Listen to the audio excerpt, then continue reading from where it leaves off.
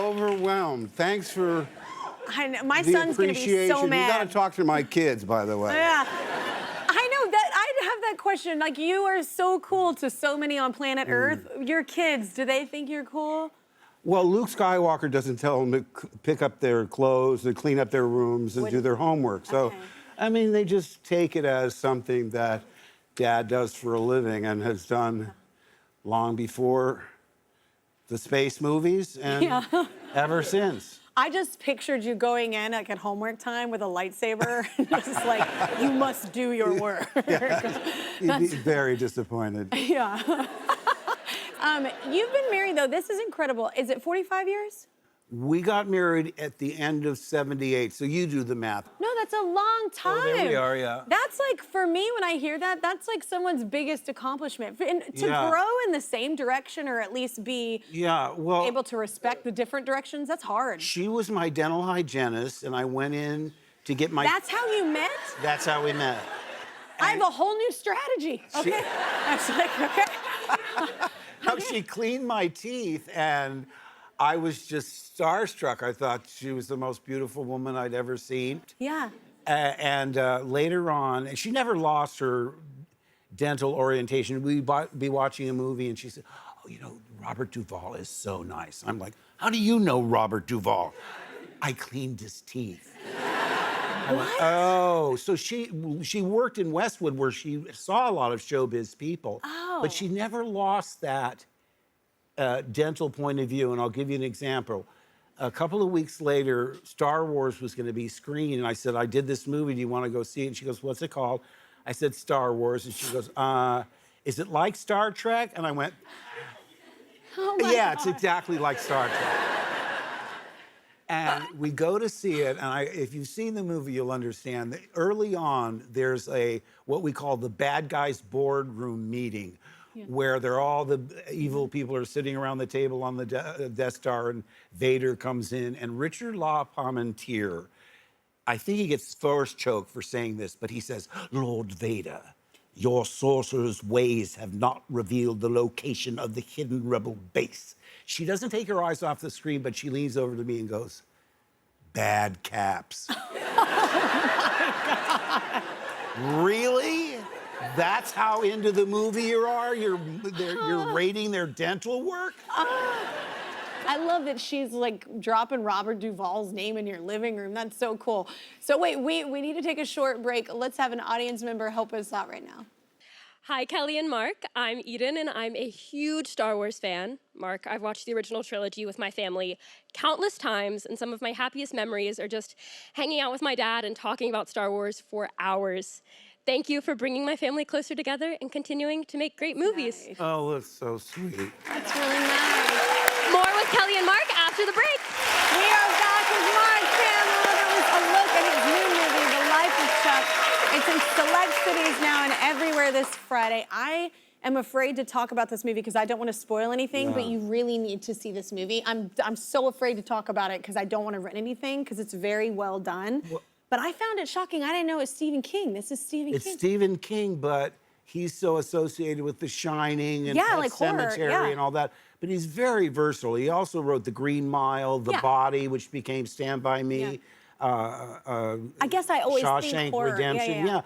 But when Mike Flanagan said, I have a part for you in this Stephen King novel, now Mike had directed me in The Fall of the House of Usher and is known for Haunting of Hill House, Bly Manor, Midnight Mass. So I thought, I was expecting between these two guys, this is going to be the spine-rattling, supernatural horror story of all time. And I was just knocked out because it is the sweetest, poignant story of this boy at 4 different stages of his life, Chuck, and I played Chuck's grandfather. But I told the producers, how am I going to go on Kelly Clarkson? And how do you describe the indescribable? And you don't want to ruin it. No, because the joy of this is discovering it for yourself. They're not hitting you over the head with messages. It's a revelation. It's endlessly optimistic. It's just a celebration of life, and it's the perfect movie for now because we're so divided and there's such division in this country, and uncertainty and anger. I thought this is so well placed. It's more than a movie. It's positively therapeutic Yeah. because people go in and come out feeling transported. Someone said they compared it to "It's a Wonderful Life," which is a huge compliment. Your perspective changes. Yeah, Yes, yeah, yeah. yes. Steven told Mike, "You can't film this thing." He said, "Let me just send you the screenplay and see what you think." And now Steven's our biggest fan. He tweeted, "This is an excellent," in italicized word, Yeah. "movie, in my opinion." And he's not an easy man to please. Yeah, well, then that means all the more. The compliment. Yes. Yeah, absolutely. Your daughter worked on it too, right? My daughter was my personal assistant on House of Usher, so Mike hired her as a, where is she? You look so beautiful. Okay, she got hired as a production assistant, which gave me great satisfaction because it means on my days off, she still had to go to work.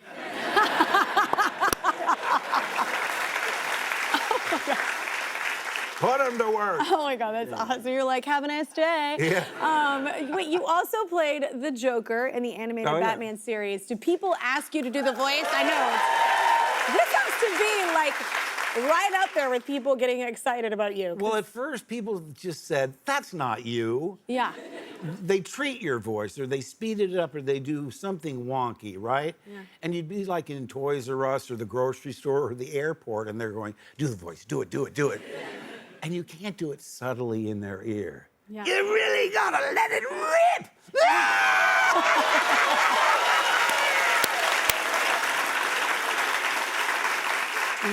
Which thrills the kid, but there's adults looking around. What's that middle-aged man doing to that child? Sir, step away from the child. Yeah, but the thing about voiceover is you're able to play characters you would never get on camera. Yeah. And that's why I flourished. I went to Broadway to try and break out of, people, you do one thing well in Hollywood, they stereotype. want you to do it over and over and over again. And so I went and did 7, 8 shows in New York. And when I came back, that's when I got the Joker, and it opened up this entire new world because they cast with their ears. They don't care what you look like. Yeah. They care how you sound. And so I'd never been able to do accents on camera. I think Meryl Streep is the only actor that's allowed to do accents on camera. Yeah. But in voiceover, I've done Italian, German, Cockney, Standard English. It's wonderful. And you can wear pajamas. Yes, they don't care how you look. It's the lazy actor's dream because you don't even have to memorize your lines. You read the lines. I love everything you're saying. Where's this been all my life? Yeah, I love it. Wait, before we go, I have to bring this up because I heard you got pulled over once and you lied to get out. You have to tell everybody how you lied. It's really good. I'm not proud of this. Be proud of it. It's so good. I was going over the speed limit on PCH, and I'd already had enough tickets where if I got another one, I'd have to go to school again or they rescind my license. I was going to be punished somehow. And it just so happened that Dorothy Hamill was on the cover of either Time or Newsweek, which was in the passenger side. I was driving alone. And as the license and registration, he starts filling it out and he said, "Hamill, wait a minute, you're not related to Dorothy Hamill." And I went, "Yes, I am, and that's all I ever hear." Playing it like I heard this all my life. He said, "I wouldn't want to put you out, but I'm prepared to let you go with a warning if you could get me her autograph." I said, "You don't know how many times I've heard that. Give me your information." So he wrote out his name and his address. And again, I'm not proud. Kids, don't do what I do. I went home and I said, "Best wishes always." Love Dorothy Hamill on the magazine and sent it to him. Now, hopefully the statute of limitations has run out. So I won't be prosecuted, but hopefully you're not driving much with as many tickets as you said. No. That's, again. Just to make you feel better, I have signed so many times for Carrie Underwood, like from American Idol. Yeah. People all the time, at least six times in my career, they've gone, oh, I love you. And I'm like, oh, thank you. And then they mention a song that I'm like, what? Yeah. And then I figure it out that they think I'm Carrie Underwood. So I have signed Carrie Underwood's name many times. And represented her well, by the way. Very fine. I mean, you want to make them happy. I mean, if I'd said no, I don't even know her, not only would he have been disappointed, but I would have You'd been have got a ticketed. ticket, Yeah, exactly. So it's a win-win. Yeah. Mark Hamill, everybody.